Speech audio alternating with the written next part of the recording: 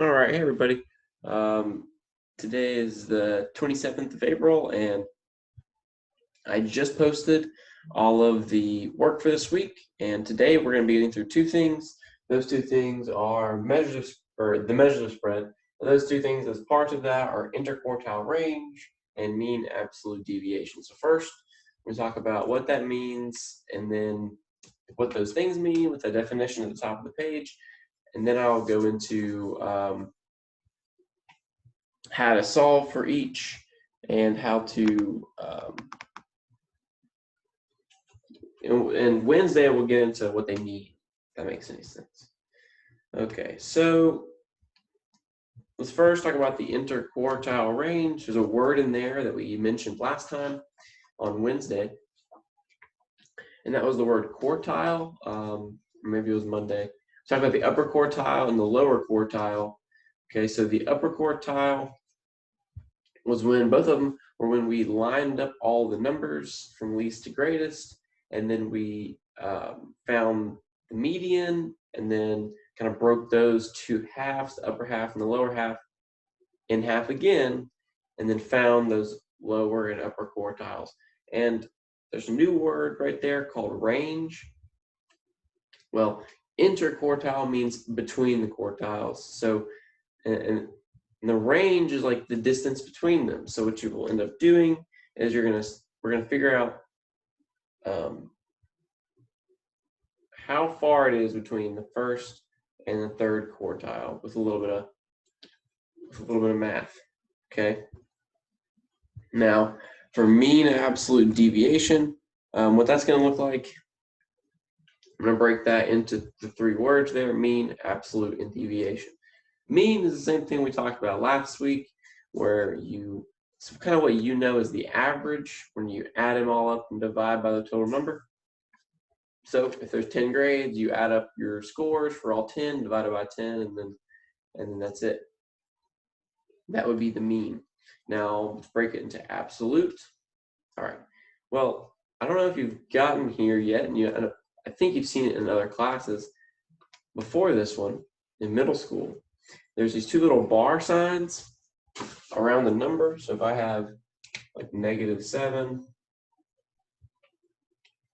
and I have these two little bars around them, well, that becomes 7, because these little bars right here mean absolute value. It's an absolute value sign, okay? Absolute value. And so can we give the context of deviation? I think that will actually make a little more sense. So deviation means how far it deviates from the mean. So if we have a list of numbers and the mean ends up being 10, and one of the numbers in that grouping is 12. Well, the deviation from 12 to 10 is 2. Okay, so it's the distance between that. And again, I'll show you step by step how to find it all. I just kind of want to prep you a little bit on what those two things mean, and then we can kind of get into it. So the game plan for today is I'm going to do examples 1 through 4, and then I want you to do problems 1 through 4. Okay, and those are a little bit farther back. You start on page 1, 2, 3, 4, 5. Okay, so I'm going to do the first two examples, which are the first 2 pages. And then we'll pick it up on page 3 come Wednesday. There's also a surprise problem that I'm going to have you do, and then we're going to post about it. And there's a discussion post currently listed. And once I get through all this, I'll give you a little brain teaser, and then in the discussion post, I want you to just kind of do your best, but I'll describe that later. Okay, so the first thing it wants us to do is find the interquartile range. We're going to do that twice here, but let's look at the first example. So we have this list of numbers: 9, 12, 5, 8, 12, 15. Okay. And all it wants us to do is find the interquartile range. Well, in order to do that, we have to find the two quartiles, the first and third. So we got to bring it back a little bit. And before we can even do that, we have to find the median. But before we can do that, we have to put them in order. And actually, kind of these 3 steps here tells you what to do in order. So first thing you want to do is put the data values in order from least to greatest. So let's do that here. So step 1, 5, 8, 9, 12, 12, 15. Okay. Now step 2, find quartile 1 and quartile 3. Now, again, this is just from least to greatest. And now, in order to find these two, we got to find the median. So the middle point. Let's go halfway. There's 1, 2, 3, 4, 5, 6 numbers. Half of 6 is 3. So let's count 3 in and go 1, 2, 3. So it should be right here. Count backwards to double check.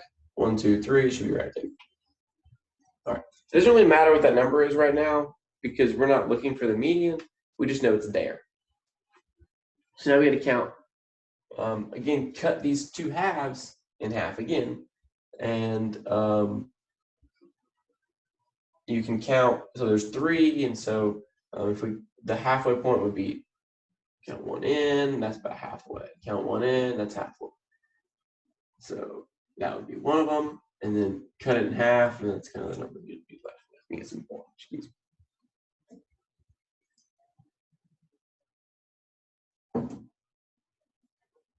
Okay. Remember the lower one, the smaller number, the one on this side is going to be your first quartile.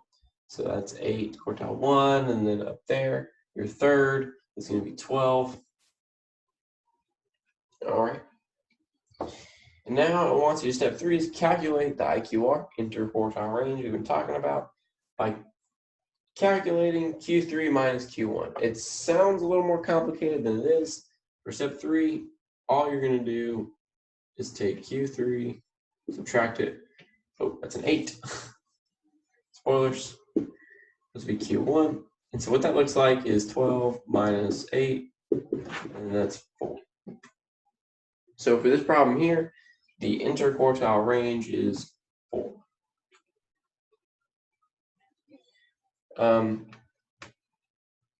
Again, on Wednesday, we're going to get into a little more detail about what that means and why it's important.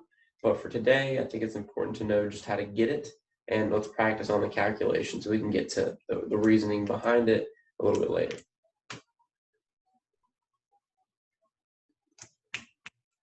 Okay. Remember, if you have any questions, please use the chat feature or email me the timestamp in the YouTube video, and I'll be happy to help. Okay, so these problems are, the interquartile range is just like one extra step adding on to what we did last week. Let's try it again with a different set of numbers and see if we can still understand what's going on here. Again, if you weren't able to get it, it'll be posted within the hour after I finish. So you can go back and also look at it that way. So we have 70. This next problem, example 2, 85, 78, 90, 84, 82, 83. Okay, so now the first thing you have to do, first step, is to order them from least to greatest. So let's go ahead and do that.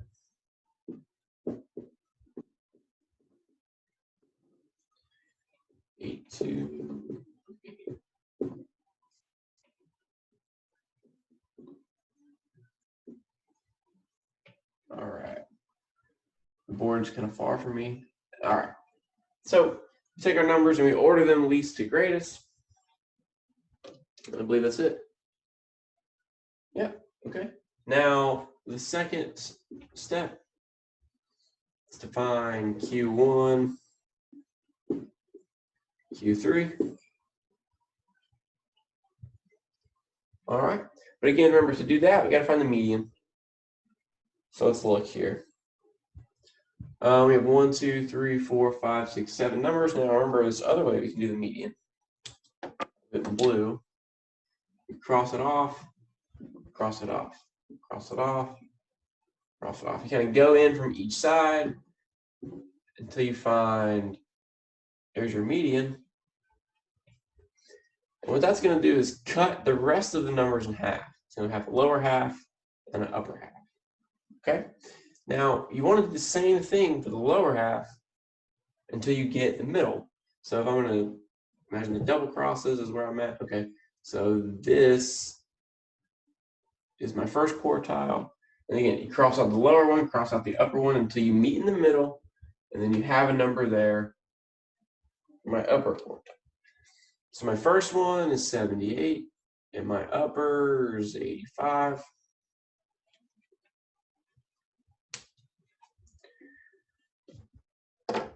From there, again, it's the distance in between, so you take 85, you subtract 78, and that's going to be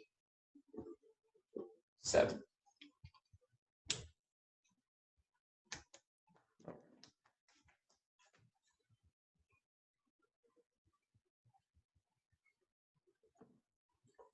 So again, last week we did everything up to here.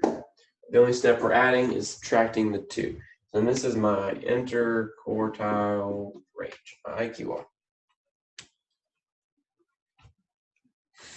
Interquartile range. Okay, that should be the end of the first page there. 2 more examples and a brain teaser problem to get to.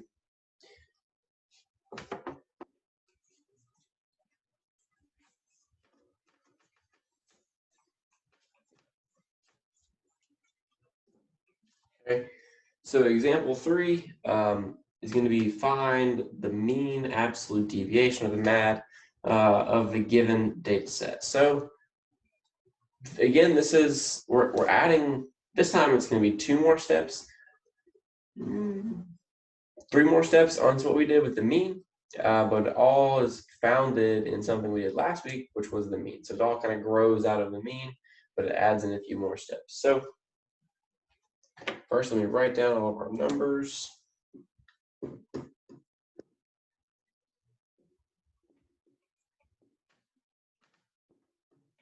Remember, for the mean, you don't actually have to write them in least to greatest. You don't have to write them in order. The order doesn't matter. Here with the mean, with the median and the interquartile range, it did, but here it is not. So step 1 is to indeed, so we got to find the mean first. And remember, to do that, it's like what you think of as the average. So you take 9, you add them all together, and you divide it by the total numbers. It gets you to be at 7.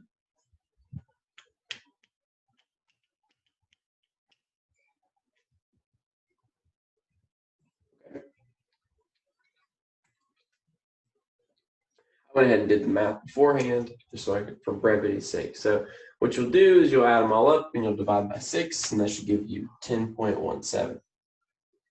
Now, step 2 is a little bit of a doozy here. It's a little harder. A little table.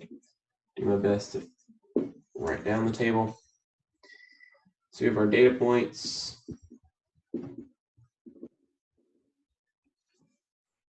This is x minus, and this, actually,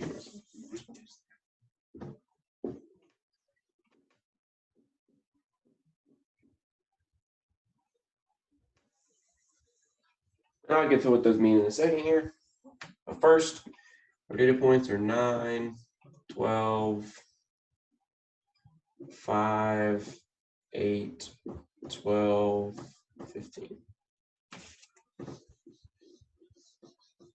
Okay. So what this means is so when it says deviation from mean, it means the distance from the mean. So to calculate that, this little x with a little squiggly on top, that means the mean. Okay, so you have to take the data point, subtract the mean, which is what we found up here. It should give you a number. Positive or negative doesn't really matter at the moment. Like, don't be alarmed is what I mean. Don't be alarmed if you get a negative number. It's fine. And take 12 minus 10.17. You do the same process for each.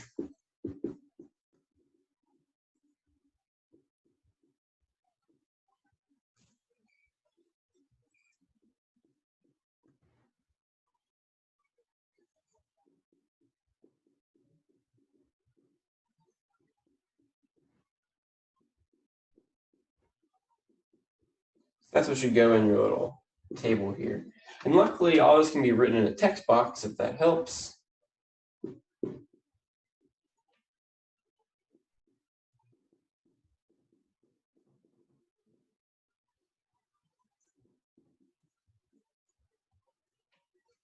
All that can be kind of typed out in the text box. All right, and now we're back to these little bars, this little absolute. So that was the deviation from the mean. The next category is the absolute deviation from the mean. All right, and so what that means, if you take the absolute value of that number, it's the same number, but instead it's positive. Okay, so in this column, take the absolute values of all of the deviations you found. Basically means you make them all positive if they're not already. So if they're already positive, good. Just flip the sign.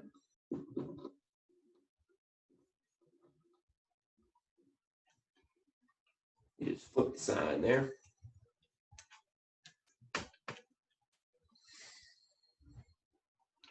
So I just took these numbers here and said, see how negative 5.17, that was negative. I then took the absolute value, which made it positive. And you kind of repeat the process from there for all of them. But if it's already positive, it's going to stay positive. There's one last step you have to do here. You have to calculate the mean of the absolute deviations, which isn't as crazy as it might seem. Okay, this might seem a lot of math words in there, but it's not that bad. So remember, these over here are my absolute deviations. I'm gonna make some space up here. So I guess this is step 2. This would be step 3. Step 4. Step 4 is going to be actually find the mean of those, which means you take all of them and you add them up.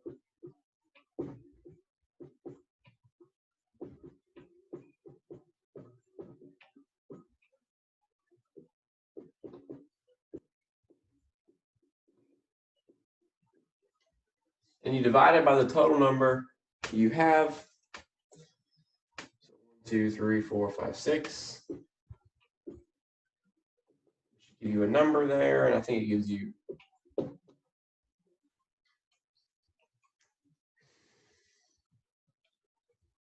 what that means is basically on average, the data points are 2.83 away from the mean. Again, Wednesday, I'll kind of go into more detail about that. The important part is we can kind of get the process down. If we can understand and repeat the process, we can get the rest of it down pat pretty simple. The explanation, I think, will come a little bit easier if we can get the process down first. So let's go through another example.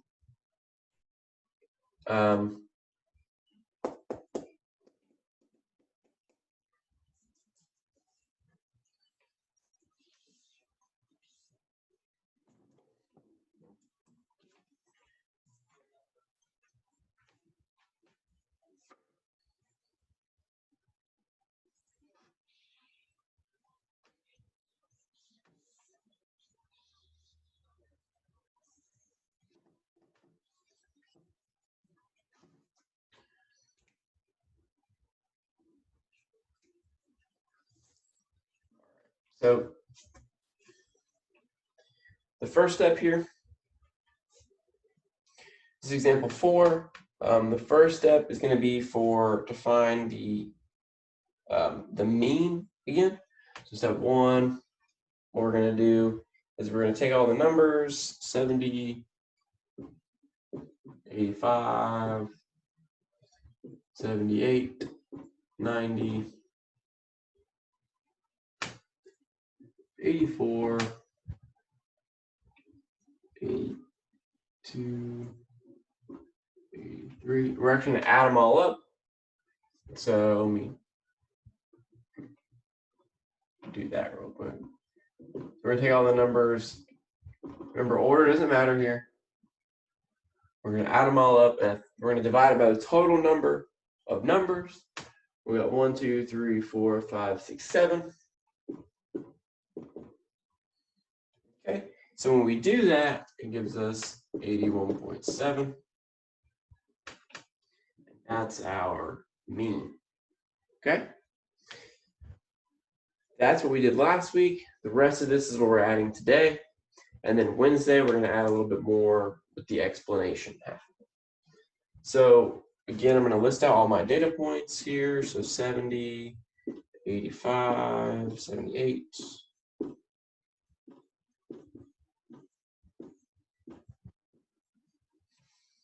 All that jazz.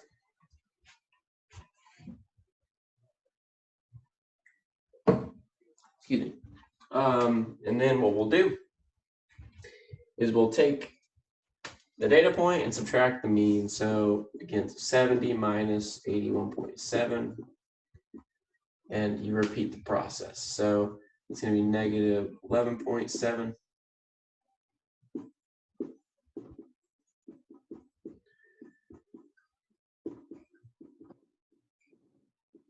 Go ahead and write them all out.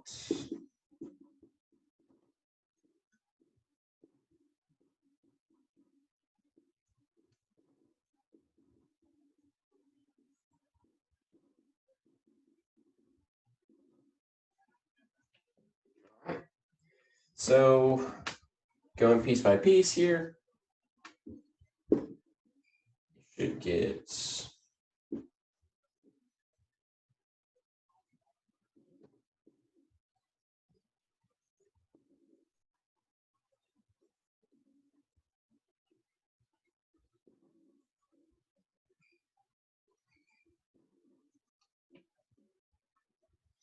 something like that. And then, so this is actually be at 0.3. Don't want to lose the decimal place there. Okay.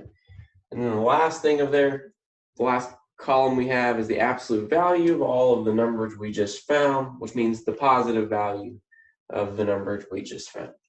So 11.7.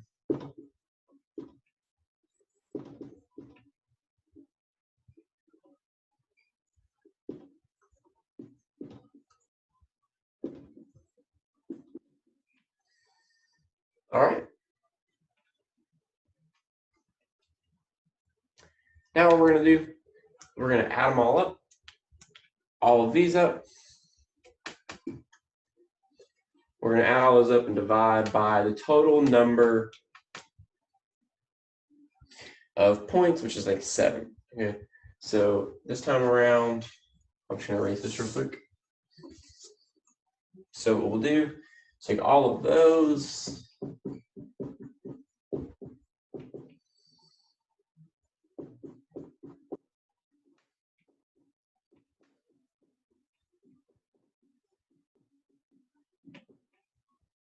Seems it right. 1, 2, 3, 4, 5, 6, 7. Took all of these numbers, added them up, divided by the total number. And the mean absolute deviation for this one is 4.4. Again, I know it's a lot of weird math names, all kind of like combined into one. But on another day, man, if I could write. On another day, on Wednesday, we will talk about kind of a little bit in greater detail about why they're important. But I wanted to get the procedure down first. So again, that's example 1 through 4. which means you're going to mirror the same thing on numbers 1 through 4 on the, I think we said the 5th page.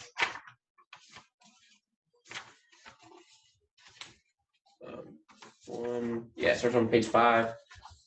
You will work through 1 through 4 right now. Don't submit. Don't submit it. Okay. Wait, because I didn't break it apart into two worksheets. Okay, so don't submit it until Friday when we get through all of it. But just know for now, you with these skills and just looking through these examples, you can work through 1 through 4. 1 and 2 are they're similar to the first 2 examples we did. So you put them in order, find the median, find the quartiles, and subtract. Simply put. And then for 3 and 4, you do all this mess, right? So you take the mean, subtract the mean from each of the data points, absolute value, and the mean of that. To hit the highlights at least. There's one problem I want to get to though, and it's not on the sheet. Instead, it's going to take a little thinking, critical thinking. There is a discussion post, should be posted already. If you go to Canvas and you go to the little discussions tab, there should be a game show problem discussion post. I think I set it up to where you won't be able to see each other's replies until after you reply. And so with this, of course, this thing this week will be graded. It'll still count like it's been counting so far. Your grades haven't updated yet because I haven't posted them yet. We're still updating stuff. I don't want to post them too early here. And this bonus thing, this game show problem, both the discussion post, discussion post today will also count. So you have today and tomorrow to do it before I kind of reveal the big secret on Wednesday. But it's a famous math problem that gets a lot of talk.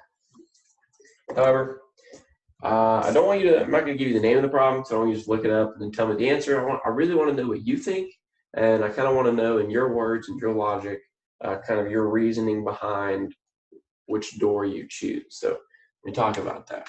Let me set up the problem, and on Wednesday, I'll give you the answer. All right. Behind one of these 3 doors is $1 million. The way the game works is I want you to pick a door. Okay. I want to pick a door, and we're going to pick 1, 2, or 3. I'll even label them 1, 2, or 3. Now, once you pick that door, let's say we pick 1, just as an example. Let's say we pick 1. Now, once you pick a door, whether it's 1, 2, or 3, I, the game show host, will tell you that which door between the 2 that are left doesn't have the prize. So, for example, if we're working through this problem and we're on a game show and I, the game show host, know exactly which door it's behind, I tell you to pick 1, and you pick 1. Pick door number 1, and then I tell you, well, the prize definitely isn't in door number 3. So here's the trick. Here's the problem. Do you switch doors? The final step of the problem, I give you the option. All right, game show contestant. You have 1 chance. You can either keep the door that you have or switch to door number 2. What do you do and why? Okay, so there's a discussion post. Tell me, would you switch doors or would you keep the same door? And give me a little bit of reasoning why you would do that. Again, there's no parameters of the problem. There's no way for you to know what's behind the door. There's no tells. There's no secrets you can pull. Okay, just with 3 doors, seemingly random chance. There's $1 million behind either door 1 or door 2. You pick door 1 first. Do you go with your gut, or do you change to door number 2? All right. So go on that discussion post, give me your reply, think through it. It can be a fun little brain teaser. So think through it and tell me why you would pick the door you would pick. And I will look at those, and I'll see you on Wednesday where I'll reveal a little bit about the math behind all this. And we will continue on the same worksheet with everything we didn't get to today.